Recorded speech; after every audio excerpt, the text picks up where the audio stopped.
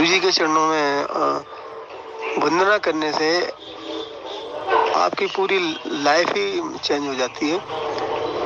और ये महाराज कैसे आपको दरबार में बुलाते हैं और कैसे कनेक्ट करते हैं, ये महाराज का ब्लेसिंग का जो है अनगिनत तरीके हैं। तो गुरु जी कहा करते थे कि देखिए, मैं डिसाइड करता हूँ, चाहे मेरा सत्संग हो, चाहे मेरा दरबार हो, और कहाँ पर कितनी संगत बुलानी है, ये मैं डिसाइड करता हूँ। तो ये नज़ारे भी हमने संगत जी देखे हैं।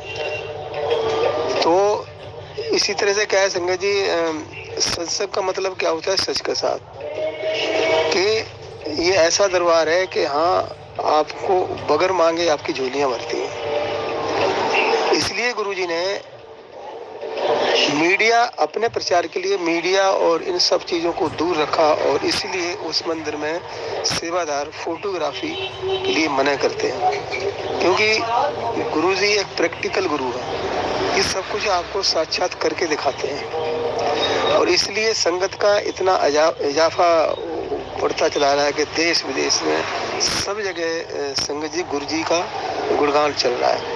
तो गुरुजी ने ये फिजिकल फॉर्म में बताया था कि आने वाला समय जो है ऐसा है कि घर घर में मेरा स्वरूप होगा, घर घर में मेरे सत्संग होंगे, और आज भी मैं हूँ और कल भी मैं हूँ और आने वाले समय में मैं हूँ। तो इन महापुरुषों का सबका एक योग होता है कि जैसे राम आए, कृष्ण आए, गुरु नानक आए, तो इसमें जो दौर चल रहा है वो गुरुजी का है।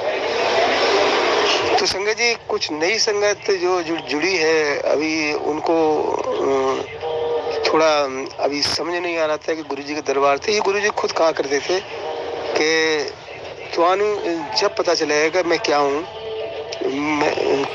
क्या मेरी पावर है, और जब मैं पर्दे के पीछे हो जाऊँ। और वो सच्चाई संगत जी आज बिल्कुल साक्षात जो हम रूबरू देख रहे हैं।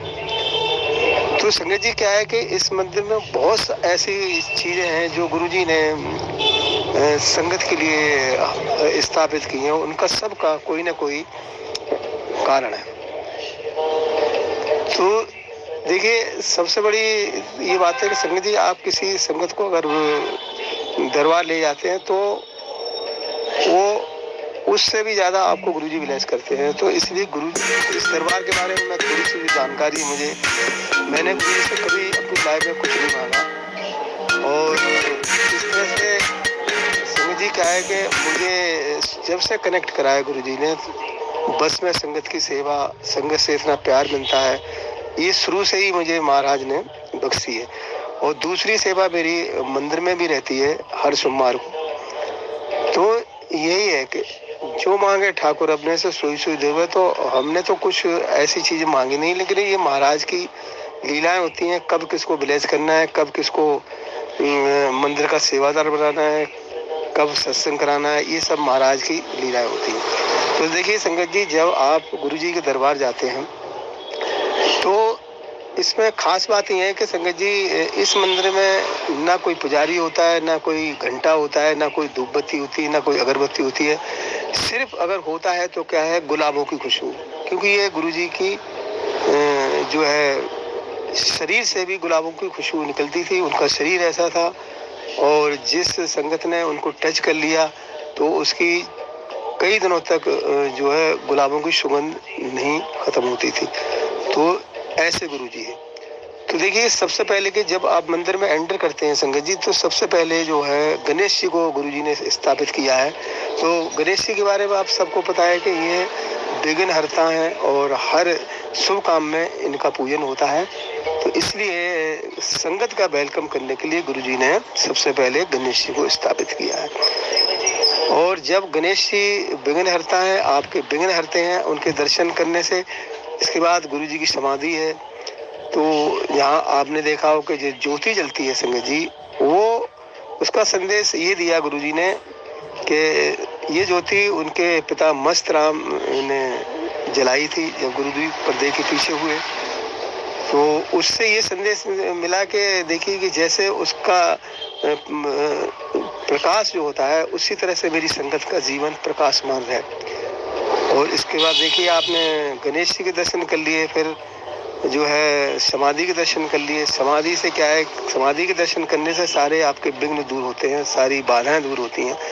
और फिर आगे चलते हैं तो आपने देखा होगा जहाँ शिव जी की मूर्ति है, तो वो भी गुरुजी ने अपने हाथों से स्थापित की। पहले ये सफ़ेद कलर था बिल्कुल, अभी ये थोड़ा कलर चेंज हो गया है। तो गुरुजी का दिया हुआ स्वरूप है इसके अंदर। तो आपने शिव जी के भी दर्शन कर लिए जो तीनों लोगों के मालिक हैं।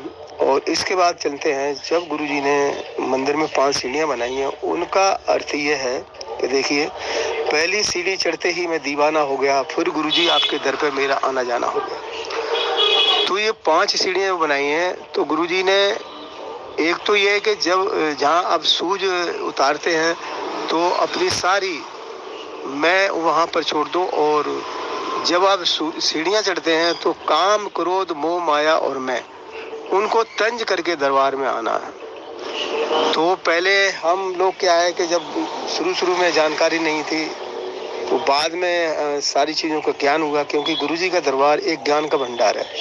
यहाँ बहुत कुछ आपको सीखने को मिलता है। जो आप गलतियाँ करते हैं उनका सबका जो है गुरुजी उन गलतियों को क्षमा करते हैं। आपके 100% कर्म खराब हैं, उनको गुरुजी 90% माफ़ कर देते हैं और 10% भुगतते हैं। अब संगत जी, ये नहीं कि अगर आप मंदिर के सेवादार हो गए या आप जो है बहुत गुरुजी को फॉलो करते हैं तो आपके सामने कोई परेशानी नहीं आएंगी। तो देखिए कि क्या होता है कि गुरुजी को सब पता है कि आपके ये जन्म, पिछले जन्म, सारे जन्मों का पता होता है कि उनके सामने आपकी पूरी फाइल खुल जाती है। तो उसी हिसाब से वो आपको, क्योंकि उनकी गुरुजी की आंखें जो है एक रीडार का काम करती हैं और जो है माइंड जो है कंप्यूटर का काम करता है। तो वो जैसे आप मंदिर में दर्शन करते हैं तभी उनकी नज़रों के सामने आपके अगले जन्म, पिछले जन्म, सब जन्मों का लेखा जोखा आ जाता है। और उसी तरह से जब वो दृष्टि आप पे डालते हैं तो वो आपकी जो पीड़ा है उसको वो उनके वहाँ पर वो पकड़ लेते हैं और उसी तरह से आपको लंगर प्रसाद खिला के, क्योंकि इस दरबार की 2 बहुत महत्वपूर्ण चीज़ें हैं संगत जी। अगर आप दरबार में जाते हैं तो वहाँ जो भी मिलने वाला प्रसाद है वो सचखंड का प्रसाद होता है, और दूसरा गुरबानी। ये 2 चीज़ें आप अपनाएंगे संगत जी, यही गुरुजी की जो है सबसे बड़ा वो है ब्लेसिंग। और जो है ये पूरा ग्रहण करना, जब भी आप मंदिर में जाते हैं तो इसको कुछ भी नहीं छोड़ना है। और इसके बाद देखिए, अब मैं वहाँ चलता हूँ कि आपने सीढ़ियाँ पार कर दी। इसके बाद गुरुजी के दरबार पहुँचते हैं। तो दरबार में जो आपने देखा होगा कि गुरुजी को मत्था टेका, उनके चरणों में हाजिरी लगाई, और जो दरबार के ऊपर जो शिवलिंग बनाया है तो उसमें गुरुजी ने फिजिकल फॉर्म में ये कई सत्संग में बताया है कि मैंने इस मंदिर में इतनी शक्ति प्रभावित करती है कि जो है गुरुजी के चरणों में पूरा ब्रह्मांड है।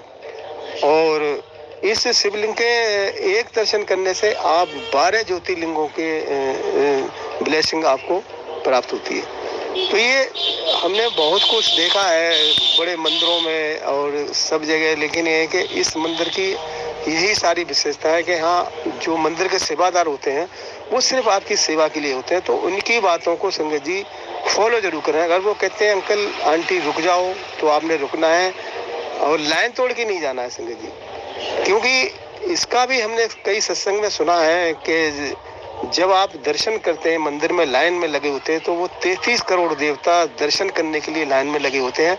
तो आप जब लाइन तोड़ते हैं तो संगत जी पता नहीं किस देवता को आप लग जाए। तो ये सारी चीज़ें कि सेवादारों की बातों को फॉलो करो, क्योंकि वो गुरुजी के सेवादार हैं। तो वो सिर्फ आपको गाइड करते हैं, आप ताकि आपको कोई पीड़ा नहीं हो, कष्ट नहीं हो। तो इसीलिए मार्डी हाउस छतरपुर में जो है गुरुजी ने एक बहुत सुंदर सा इस मंदिर का निर्माण आप लोगों के लिए किया है।